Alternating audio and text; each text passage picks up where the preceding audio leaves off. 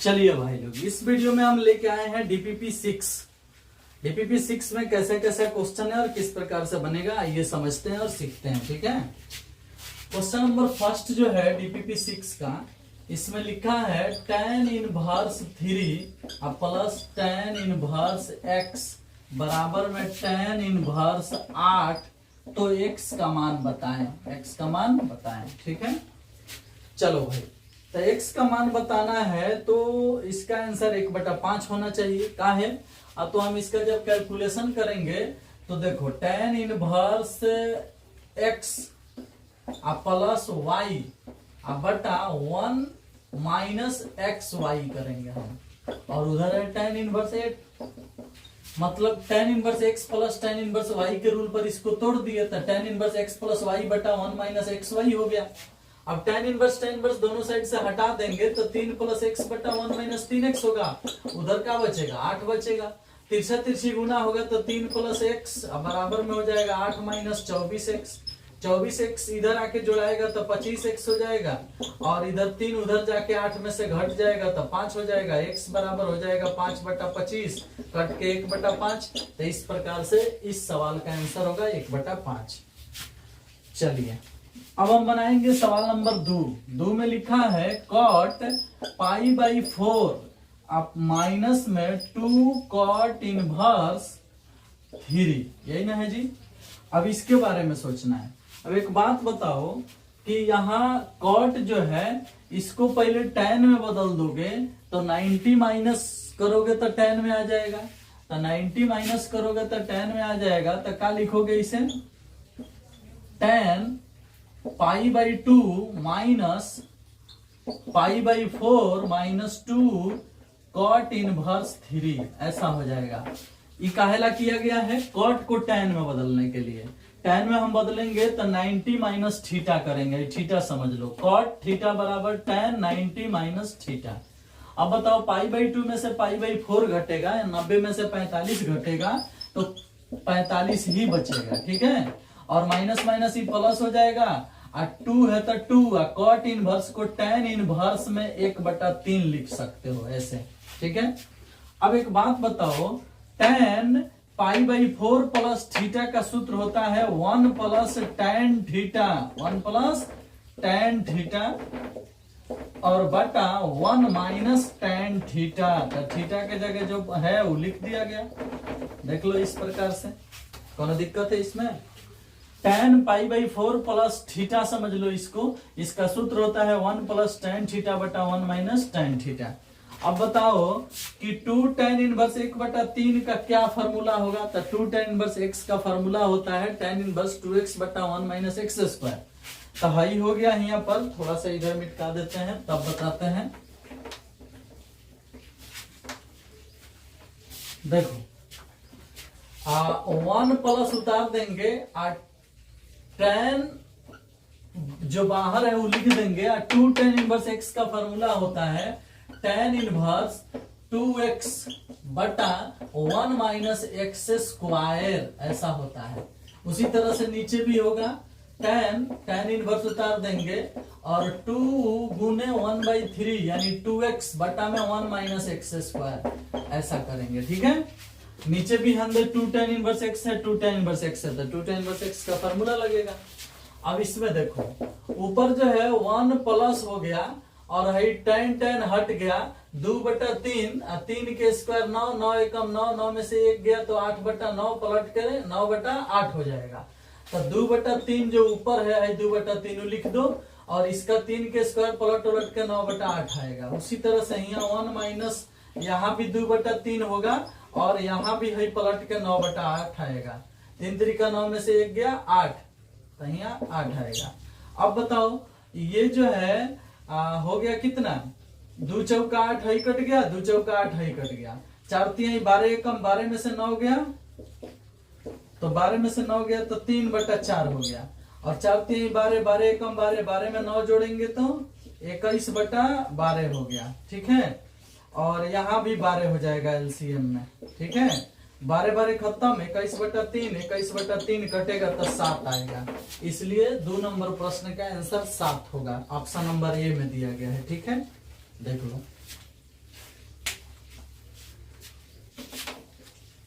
आगे बढ़ेंगे और नेक्स्ट क्वेश्चन को देखेंगे, ठीक है।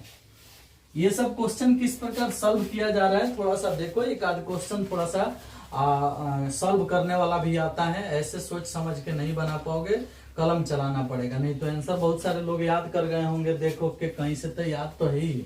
अब जैसे ये क्वेश्चन नंबर 3 देखो, ये क्वेश्चन नंबर 3 आपके एनसीईआरटी के ऑब्जेक्टिव है और इसका आंसर सबको याद है कि 0 होता है, ठीक है।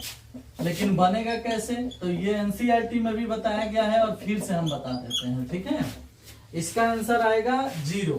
वैसे आंसर आता है 0 और 1/2 दोनों, लेकिन इसका सही उत्तर केवल 0 है, 0 पर ही सेटिस्फाइड होगा, ठीक है। तो हम क्या करते हैं ना कि कुछ ऐसे भी प्रश्न होते हैं जो कि ऑप्शन से बन जाते हैं। अब ये सवाल ऑप्शन से तुम बनाओगे तो बड़ी आसानी से बना लोगे। ऑप्शन नंबर ए में दिया गया है, ऑप्शन नंबर ए में दिया गया है 0, ऑप्शन नंबर बी में दिया गया है 0,1/2, सी में दिया गया है 0,1/2 और डी में दिया गया है -1/2। चारों ऑप्शन को इसमें रख के चेक कर लो, जिस पर π/2 आएगा वो सही होगा, जिस पर नहीं आएगा वो सही नहीं है। तो तुम ही बताओ ना, यहाँ 0 रखोगे तो साइन इनवर्स 1 बचेगा, साइन में 1 90 डिग्री का मान होता है, यानी π/2 यहाँ आ गया। यहाँ 0 रखोगे तो साइन में 0 0 हो जाता है, तो π/2 से π/2 मिल गया, यानी 0 तो ऐसा ही सही लग रहा है। तो आगे कुछ सोचने की जरूरत है नहीं, वैसे सोच के देख लो, इस पर लागू नहीं होगा, इस दोनों पर लागू नहीं होगा, एक ऊपर लागू होगा, यहाँ इस पर भी लागू नहीं होगा, जिस पर लागू नहीं होगा वो खत्म। तो ये सवाल तो ऑप्शन से भी बन सकता है, x के जगह पर 0 पुट करोगे तुरंत पता चल जाएगा कि π/2 आ रहा है कि नहीं, देख लो। चलिए, तो ये ऑप्शन से बना सकते हो, वैसे अगर रूल से बनाना होगा तो उधर भेज के बनता है, एनसीईआरटी में बनवाया गया है, देख लेना। एनसीईआरटी एक्सरसाइज 2 के विविध प्रश्नावली का ऑब्जेक्टिव क्वेश्चन है, ठीक है। चलो 4 नंबर सवाल हम देखेंगे। 4 नंबर में लिखा है cos sin inverse 0.8, cos sin inverse 0.8 ये लिखा गया है। अब एक बात बताओ, cos sin इनवर्स तो ठीक है, 0.8 को 8/10 लिख सकते हो, कटा के इसे 4/5 लिख सकते हो, तो cos sin इनवर्स 4/5 हो गया। ये हो गया p, ये हो गया h, b निकलेगा कितना, ये h हो गया, b निकलेगा 3। तो cos को sin को cos में बदलोगे तो cos इनवर्स कितना हो जाएगा, b/h, तो 3/5 हो जाएगा। इस हिसाब से इसका आंसर 3/5 होगा, cos हट जाएगा, ठीक है, 3/5 हो जाएगा। 5 नंबर सवाल में दिया गया है tan इनवर्स 1, tan इनवर्स -1, तो क्या होगा भाई, tan में -1 -π/4, -45 डिग्री का मान है। इसके बाद है किसी एकांक का विभु के लिए निम्नलिखित में कौन सत्य है। अब देखो, एकांक का विभु के लिए निम्न में कौन सत्य है, तो ऑप्शन नंबर ए में दिया गया है i बराबर 1, ऑप्शन नंबर बी में दिया गया है डिटर्मिनेंट ऑफ i बराबर 0, डिटर्मिनेंट ऑफ i बराबर 0। ऑप्शन नंबर सी में है डिटर्मिनेंट ऑफ i बराबर 1, ऑप्शन नंबर सी में है डिटर्मिनेंट ऑफ i बराबर 1, और ऑप्शन नंबर डी में है none of these, option number D में है नन ऑफ दीज। अब एक बात बताओ कि i बराबर 1 तो होता ही नहीं है, i बराबर तो 1 0 0 1 होता है, तो ये वाला तो होगा ही नहीं। ये जो है i का मान जो है 0 है, डिटर्मिनेंट इसका 0 कभी आता ही नहीं है। डिटर्मिनेंट तिरछा तिरछी गुना करोगे इसका, मान लीजिए 1 0 0 1 का तिरछा तिरछी गुना करोगे तो 1 आएगा, तो ये भी नहीं चलने वाला है, ये चल जाएगा। देखो इसका डिटर्मिनेंट निकालोगे तो 1 आ जाएगा। तो कुल मिला जुला करके इसका आंसर कौन सही है भाई, तो सी सही है, ठीक है। चलिए अब आगे बढ़ेंगे, नेक्स्ट क्वेश्चन को देखा जाएगा। 6 नंबर के बाद 7 नंबर में है ए एक वर्ग अभिहु है तो कौन सही होगा। तो ये वर्ग अभिहु होने पर m बराबर n सही होता है। 7 नंबर में m बराबर n सही होगा, ठीक है। वर्ग अभिहु के लिए हर कोई जानता है रो की संख्या कॉलम की संख्या के बराबर होती है। उसके बाद कर रहे डायगोनल 2 3 0 हो तो डिटर्मिनेंट ऑफ है। देखो डायगोनल जब पता रहता है ना, तब डिटर्मिनेंट निकालने के लिए डायगोनल को ही गुना कर दिया जाता है, ठीक है। तो DIAG डायगोनल ऐसे लिखा गया है, 2,3,0 दिया गया है, तो गुना करोगे ना तो इसका डिटर्मिनेंट निकल जाएगा, यानी डिटर्मिनेंट ऑफ ए बराबर 2 × 3 × 0, तो क्या आंसर आएगा 0। तो 8 का आंसर 0 होगा, क्योंकि डायगोनल जो है उसमें एक जगह 0 भी दिया गया है, तो गुना करने पर 0 आ जाएगा, ठीक है।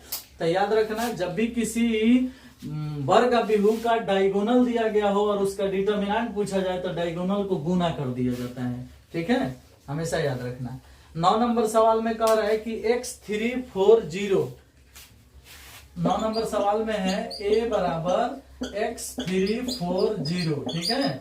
और उसके बाद क्या है ना, b बराबर 3x माइनस 4, b बराबर दिया गया है 3x माइनस 4 3, और उसके बाद क्या है भाई 4 0, और पूछा गया है कि इसमें x का मान निकालें जब a बराबर b हो, यानी a के बराबर b दिया गया हो, दोनों बराबर हो तो x का मान ज्ञात करें।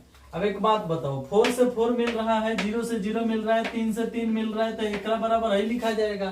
तो क्या हो जाएगा, x बराबर लिखा जाएगा 3x माइनस 4।